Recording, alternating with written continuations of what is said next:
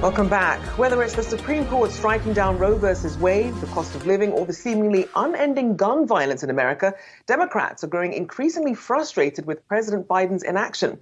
Joining us now with more is Yahoo Finance's very own Rick Newman. Rick, a lot of frustration out there. Yeah, this caught my eye.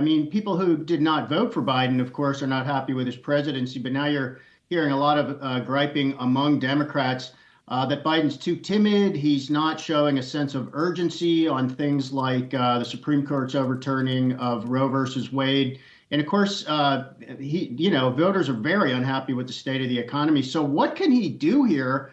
I think one prescription for Biden might be to move back to the center on the economy. Remember, that's how he got elected president, as a moderate, not as a progressive or a liberal Democrat. So why not move to the center on the economy and then maybe move back to the left on social issues? I'll just go through a couple of examples of things he could do here. So on gasoline prices and on energy supplies, Biden, of course, wants U.S. energy companies to produce more oil and gas. Well, the American Petroleum Institute did send the White House a 10-point plan and said, if you really want more oil and gas production, why don't you do these 10 things? So why doesn't Biden do a couple of them?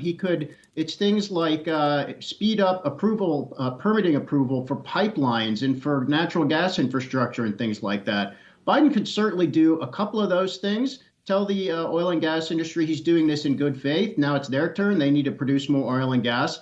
He worries, of course, this will undermine his green energy agenda. But, he can actually do two things at once. He could still say, I support green energy. I want Congress to pass those green energy investments, but we need to produce more oil and gas for the here and now. There are a couple of other areas where he could do stuff like that. I have no idea if he feels a need to do stuff like that, but he has to realize his approval rating at 39% is one of the lowest of any presidents at this point in his term. And obviously, you're mentioning that approval rating there. Why do you think Biden isn't doing more? Why do you think now he's choosing to stay silent when he has so much on his plate and people really do want some answers? It's hard to get inside his head. But look, Biden is an incrementalist. He's an establishmentarian. He's used to working within the system. He has patience, way more patience than anybody else in America has with the slow pace of getting things through Congress.